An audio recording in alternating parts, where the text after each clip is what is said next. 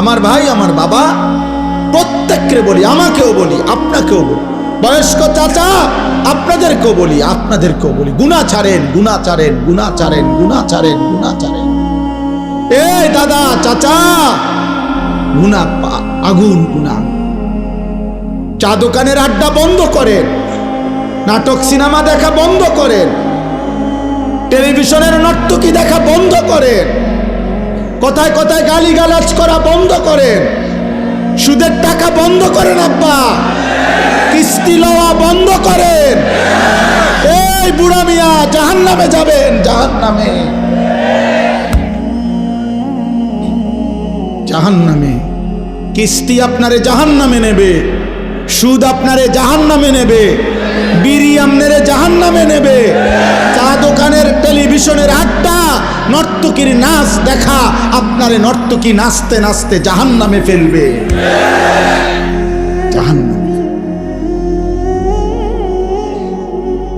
ওয়া ইন্নাল ফুজুরা ইয়াহদি ইলান নার।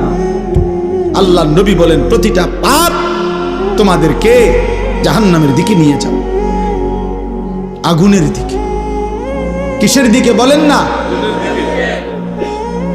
কোরআন শরীফে আছে, আল্লাহ তাআলা কোরআনুল কারীমের একটা সূরার মধ্যে 11 বার একটা কথা বলছেন, ওয়াইলুন ইয়াউমাইদিল লিল মুকাদ্দিবিন।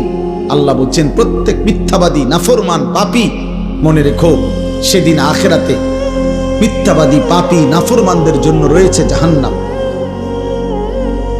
এই কথাটা এক সূরাতে আল্লাহ 11 বার বলার পর কথা শেষ করছে। শেষ কথাটা আল্লাহ তাআলা বলছে, ফাবিআইয়ি হাদিসিন বাদাহু ইউমিনুন।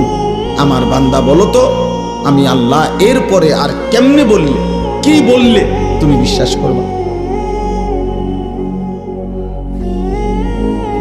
আল্লাহ নিজে বলছে, ফাবিআইয়ি হাদিস, এরপরে আমি কি বলতাম, এরপরে বান্দা আমি আর কিভাবে বলতাম? আমি আল্লাহ জাহান্নামের এত বিস্তারিত বর্ণনা কোরআনে দিলাম, জান্নাতের এত বিস্তারিত বর্ণনা কোরআনে দিলাম, আখিরাতের এত বর্ণনা কোরআনে দিলাম, কিয়ামতের এত কথা কোরআনে বললাম, পূর্ববর্তী বহু জাতি ব্যক্তির ঘটনাবলী আমি কোরআনে বর্ণনা করলাম, যে আমার অনুগত হলে কি হয়, আমার অবাধ্য হলে কি হয়। ফেরাউনের কথাও আমি কোরআনে উল্লেখ করছি, ইউসুফ আলাইহিস সালামের কথাও আমি কোরআনে উল্লেখ করছি। আনুগত্যের পুরস্কার কি, আমার অবাধ্যতার পরিণতি কি, সেই নূহ আলাইহিস সালামের কওম থেকে আমি আল্লাহ যুগে যুগে কত জাতি, কত ব্যক্তিকে আমার নাফরমানির কারণে ধ্বংস করে দিছি, কত জাতি, কত ব্যক্তিকে আমার আনুগত্যের কারণে সম্মানিত করেছি। এগুলো আমি কোরআনে বলেছি। আমি জাহান্নামের বিস্তারিত বর্ণনা দিয়েছি, জান্নাতের কথা আমি আল্লাহ বলেছি, আমার রসুলকে আমি কেন পাঠাইছি সেটা আমি বলছি, আমার আদেশ কি আমি বলছি, আমার নিষেধ কি আমি বলেছি, আমি তোমাকে কেন বানাইছি তাও বলছি, আমি তোমার কাছে কি চাচ্ছি তাও বলছি, আমি তোমাকে আখিরাতে কি দেব তাও বলেছি, দুনিয়া তুমি কিভাবে চলবা তার বিধিবিধানও আমি বলে দিয়েছি। তো আল্লাহ যেন বলে, বান্দা আর আমি কি বলবো, তবুও কেন জাহান্নামী হইলাম? এর জন্য কিয়ামতের দিন যেন আল্লাহ তাআলা জিজ্ঞেস করবে, বান্দা বলো, বান্দা কেন জাহান্নামী হইলাম? কি জিনিস ছিল না তোমার? তুমি কি শুনো নাই আমি তোমার রব আল্লাহ? তুমি কি শুনো নাই তোমার নবী মুহাম্মদুর রাসূলুল্লাহ সাল্লাল্লাহু আলাইহি ওয়াসাল্লাম? তুমি কি শুনো নাই তোমার কিতাব কোরআন? তুমি কি শুনো নাই তোমার ধর্ম ইসলাম? তাহলে তুমি একবারও ভাবলে না কেন? একবারও চিন্তা করলে না কেন? প্রিয় ভাই, প্রিয় ছেলেরা, তোমরা ছোট না, 14 বছর 16 বছর, বাবা ছোট না। 16 বছরের সাহাবী যুদ্ধের সেনাপতি ছিলেন। 17 বছরের মুসলমান, সেই আরব থেকে এসে এই ভারতীয় উপমহাদেশে সর্বপ্রথম হিন্দু রাজা সিন্ধুর দাহির পরাজিত করে সর্বপ্রথম ইসলামের পতাকা রাজপ্রাসাদে, যিনি হিন্দু রাজার প্রাসাদে সর্বপ্রথম কালেমার পতাকা উড়াইছেন, তিনি 17 বছর বয়সী যুবক ছিলেন। মুহাম্মদ ইবনে কাসিম রাহমাতুল্লাহ। গোটা আফ্রিকা যিনি বিজয় করেছেন তিনি 22 বছরের যুবক ছিলেন, উকবা ইবনে নাফি রাদিয়াল্লাহু তাআলা। তোমরা ছোট না, তোমরা ভাবতেছো তোমরা এখনো বাচ্চা না, বা বাচ্চা না। বাচ্চা হলে এত দুষ্টামি, এত গুনাহ। তুমি যদি ছোটই হও, 16 বছর বয়সেও ছোটই হও, এত নারী দেখো কেন বাপ? ছোট মানুষ এত উলঙ্গ ছবি দেখে, ছোট মানুষ এত নর্তকী দেখে, ছোট মানুষ এত নাচ গান দেখে। তুমি তো অসভ্য। এত কম বয়সে যে এত বেশি মোবাইলে নারী ছবি অশ্লীল দৃশ্য দেখো, তুমি তো লম্পট, চরিত্রহীন, তুমি তো অসভ্য, তুমি তো বেহায়া, নির্লজ্জ। তুমি যাকে দেখো মোবাইলের ছবি, সে তোমার মা না ফরমান? বলো একটা ছেলে, বলো তোমার মাকে দেখো। যদি মানুষের বাচ্চা হও, রক্তে যদি মানুষের রক্ত হয়, তো তুমি কল্পনা করো তো যে তোর মাকে এরকম দেখুক কেউ, তোর মাকে উলঙ্গ দেখুক কেউ, তোর বোনকে উলঙ্গ দেখুক, তোর মেয়েকে কেউ বিবস্ত্র দেখুক বেটা, তোর ফুফুকে দেখুক, তোর খালাকে দেখুক। তাহলে তুমি যাকে দেখছো সে কি কারো মা না? সে কি কারো বোন না? সে কারো মেয়ে না? সে কারো ফুফু না? সে কারো খালা না? এজন্য মনে রাখো বাবা, আজকে তোমাদেরকে তোমাদের অভিভাবকরা মনে করছে তোমরা ছোট, আর সেই সুযোগে শয়তান তোমাদেরকে দিয়ে সমস্ত নষ্টামি করায় ফেলছে। চরিত্রহীনতা, চরিত্রহীনতার জেনার, ব্যভিচার, নারী ছবি, অশ্লীলতা, বেহায়াপনা। গত 2 দিন আগে পত্রিকা আসছে বাংলাদেশে গত 1 বছরে, গত 10 বছরের চাইতে বেশি, আমি নিজে পড়ছি রিপোর্ট, এইডস আক্রান্ত, মানে যৌন রোগে আক্রান্ত মারাত্মক যেটা মহামারী, HIV আক্রান্ত রোগীর সংখ্যা গত 10 বছরের চাইতে গত 1 বছরে বেড়ে গেছে। এবং উনি লিখছেন যে এর একটি বড় অংশ, রিপোর্টার লিখছেন, বিভিন্ন হসপিটালের জরিপ হিসাব করছেন, এই হসপিটালে চিকিৎসাধীন কয়জন, এর মধ্যে উনি লিখছেন বড় অংশ কিশোর, যুবকও না, কিশোর। কিশোর মানে সর্বোচ্চ 13, 14, 15 বছরের ছেলেদেরকে বল। যারা এই পরিমাণ অসভ্যতা করছে যে পৌঁছে গেছে এখন মহামারীতে, এইডস আক্রান্ত। এজন্য দোস্ত, একদিন ঘুম ভাঙবে, একদিন তুমি জাগবে। পৃথিবী তোমার অপেক্ষায় বসে থাকবে না। তোমার দাদা তোমার সাথে মরবে না, তোমার আগে মরে যাবে। তোমার আব্বা তোমার সাথে মরবে না। ওই যে দেখেন, ওই বেয়াদব দেখেন, ওই 2 বেয়াদব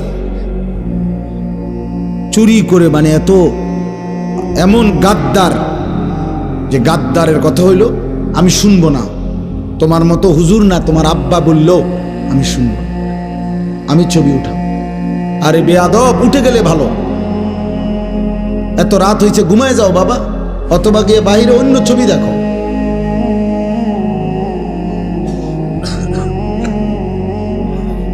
এই জন্য বললাম বাবা, এটা বুঝতে শেখো বাবা, আগামীর হায়াত অনিরাপদ হয়ে যাবে।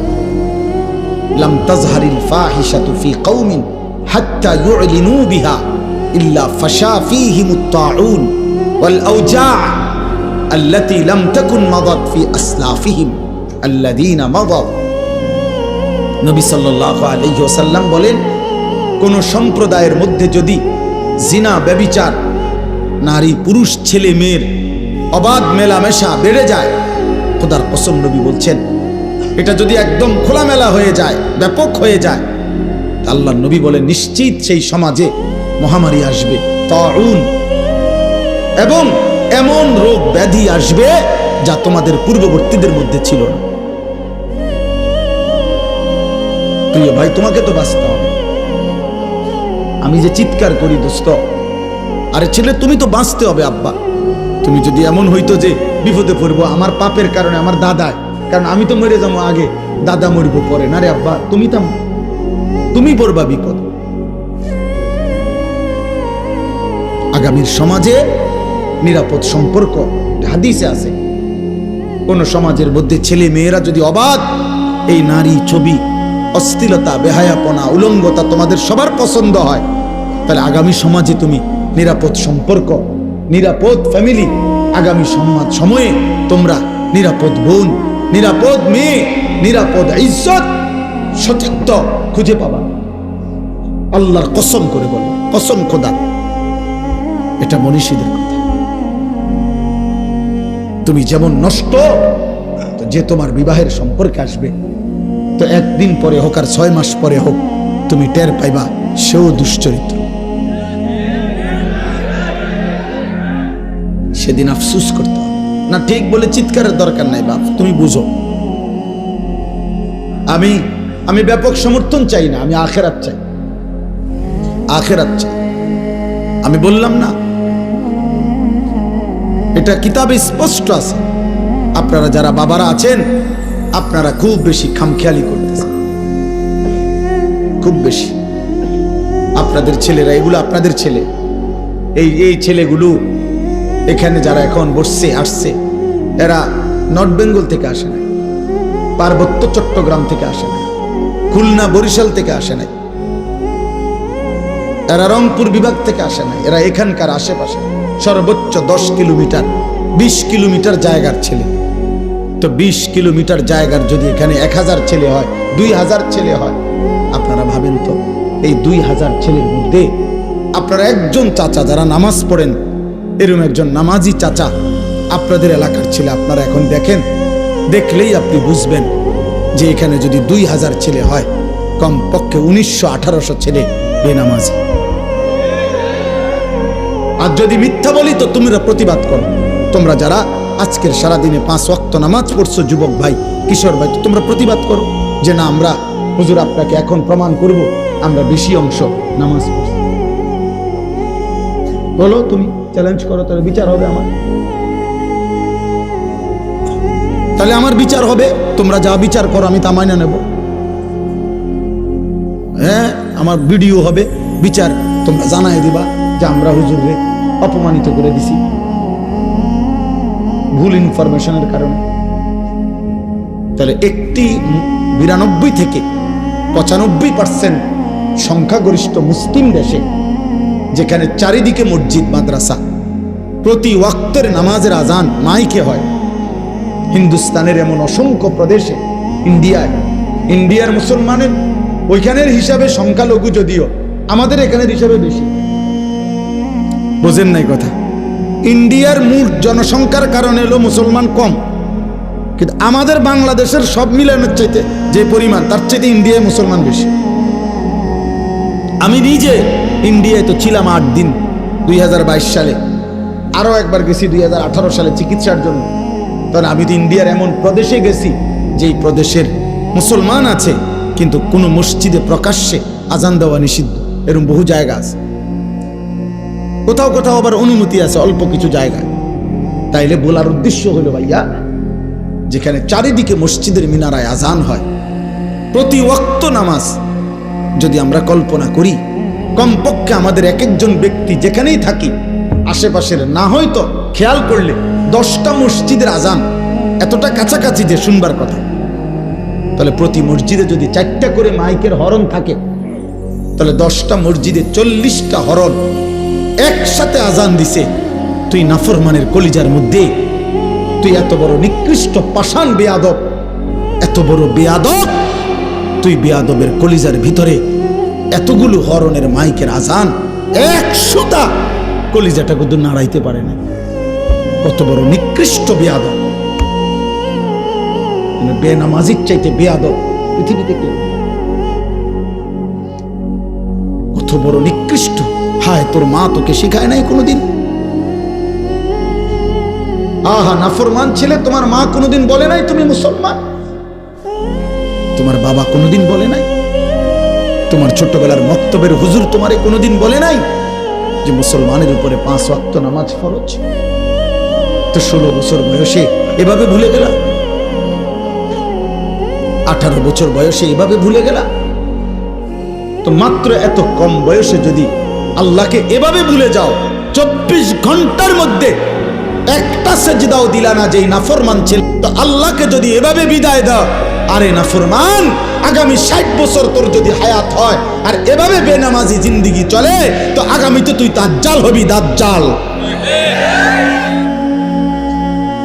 তুই তো হবি দাজ্জাল।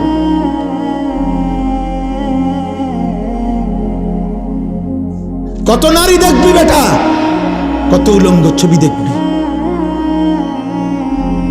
একদিন কোমরের ক্ষমতা আর লজ্জাস্থানের ক্ষমতা নষ্ট হয়ে, যৌবনের সক্ষমতা নষ্ট হয়ে, তখন পথে পথে ঘুরবা আর রাতের আধারে একাকী কাঁদবা, আর ঘর আর সংসার জাহান্নামের টুকরা হয়ে ধাউ ধাউ আগুন জ্বলবে। আমি বললাম, আমার নাম মনে রাখো। আলহামদুলিল্লাহ, আমি এই বিষয়ে কিশোর যুবকদের যাবতীয় বিষয় নিয়ে আমার জিন্দিগির 24 ঘন্টার মেইন সাধনা, আমি এই নিয়েই পড়ি সারাদিন, সারা পৃথিবীর খোঁজ খবর, রিপোর্ট, এগুলা জানতে চেষ্টা করি।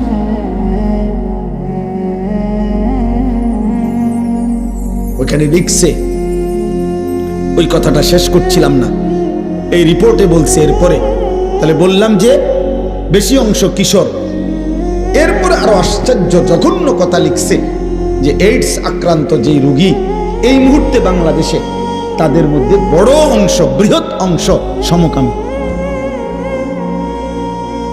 খোদার কসম, মানে ছেলে ছেলে অপকর্ম করে। তার মানে এই কুত্তা নারী দেখতে দেখতে, মোবাইলে অশ্লীল ছবি দেখতে দেখতে 24 ঘন্টা এটা কুত্তার মতো হয়ে গেছে।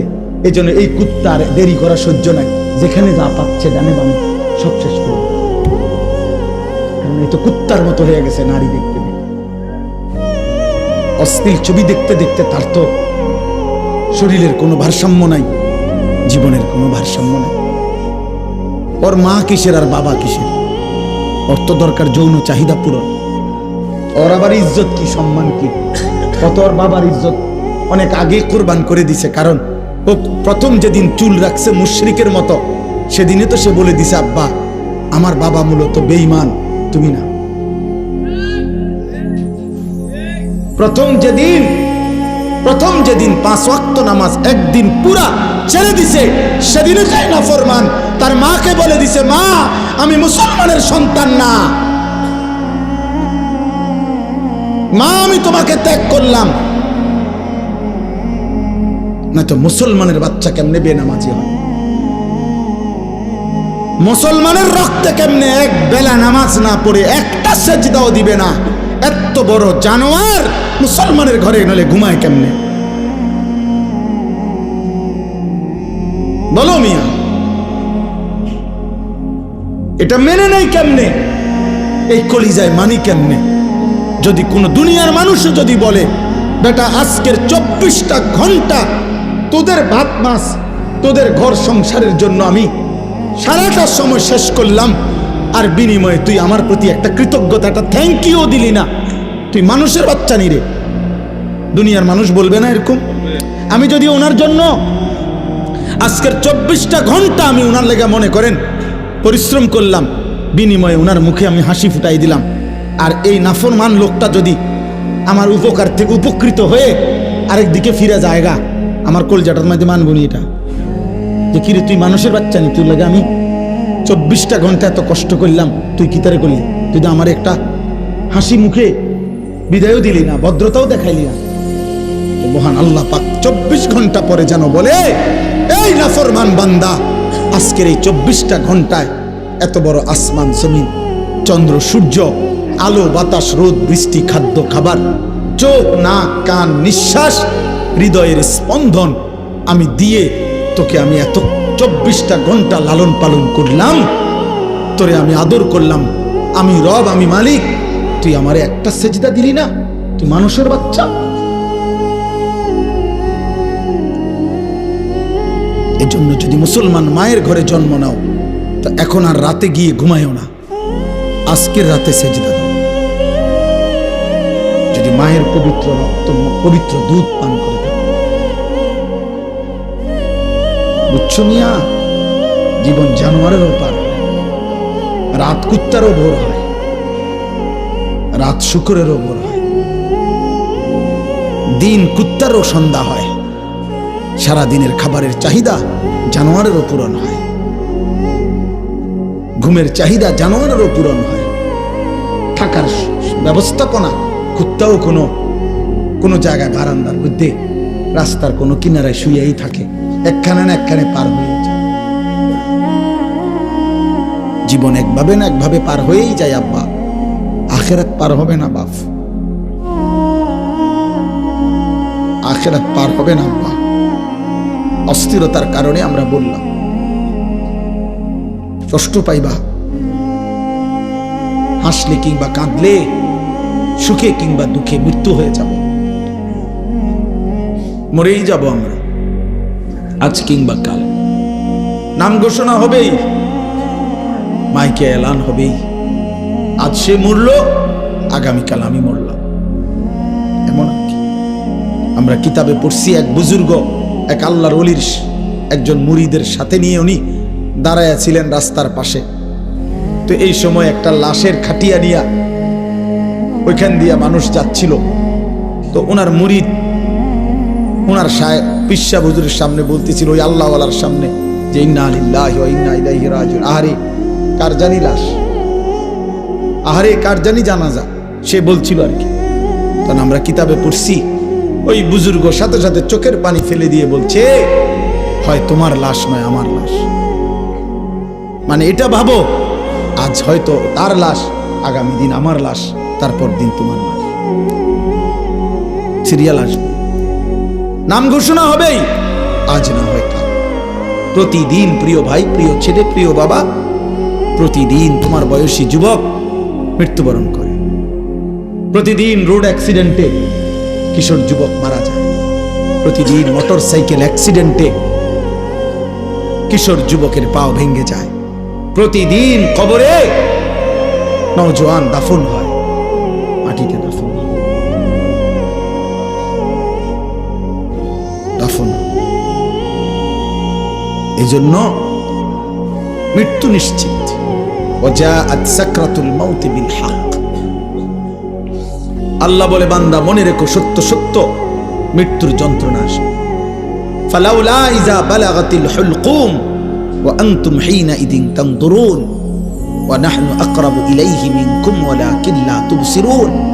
আল্লাহ বলে, বান্দা মালাকুল মউত আজরাইল যখন রূহটা টান দিবে আর কণ্ঠনালীর কাছে যখন এসে আটকায় যাবে, তখন ছটফট করবে, আর তোমাদের আত্মীয় স্বজন চারিদিকে অবাক নয়নে তাকিয়ে থাকবে। আমি আল্লাহ তখন সেখানেই থাকব। যদি কারো ক্ষমতা থাকে তো তোমাদের ওই মুমূর্ষ মৃত্যু পথযাত্রী ব্যক্তিকে তোমরা নিয়ে নাও, আমি আল্লাহ তাকে এখন মৃত্যু দেব, তোমরা পারলে রেখে দাও। আল্লাহ চ্যালেঞ্জ করছে, ফালাউলা ইন কুনতুম গায়রা মাদিনিন। আল্লাহ বলেন, যদি বলো আখিরাত হবে না, যদি মনে করে থাকো না ফরমান পরকাল বলতে কিছু নাই, তারজিউনাহা ইন কুনতুম সাদিকিন, তাহলে তোমাদের স্বজনকে ফিরিয়ে রাখো, তোর আব্বারে রেখে দে, ওই যে তোর বাপ মরে যাচ্ছে। আল্লাহ বলেন, আমি তাকে এখন কবরের দিকে নেব, তুই তাকে দুনিয়ায় রেখে দে। আমি এখন তাকে মৃত্যু দেব, তুমি পারলে বান্দা তাকে রেখে দাও। পারবা তো বাপ? কথা বলে না। হাত্তা ইদা জাআ আহাদাহুমুল মাউতু ক্বালা রাব্বিরজিউন। আল্লাহ বলে, যখন নাফরমানের মৃত্যুর সময় হয়, আজরাইল যখন এসে সামনে দাঁড়ায়, তখন নাফরমান চিৎকার দিয়ে বলে, আল্লাহ একটা বারের জন্য আমারে দুনিয়ায় থাকতে দেন, আর কিছুদিন থাকতে দেন, লাআল্লি আমালু সালিহান ফীমা তারাকতু, যে আমলগুলো আল্লাহ ইতিপূর্বে করি নাই সবগুলো নেক আমল এবার যদি থাকতে পারি করব। কাল্লা, আল্লাহ বলবেন না, কখনোই না। আল্লাহ আমাদেরকে বুঝ দান করে।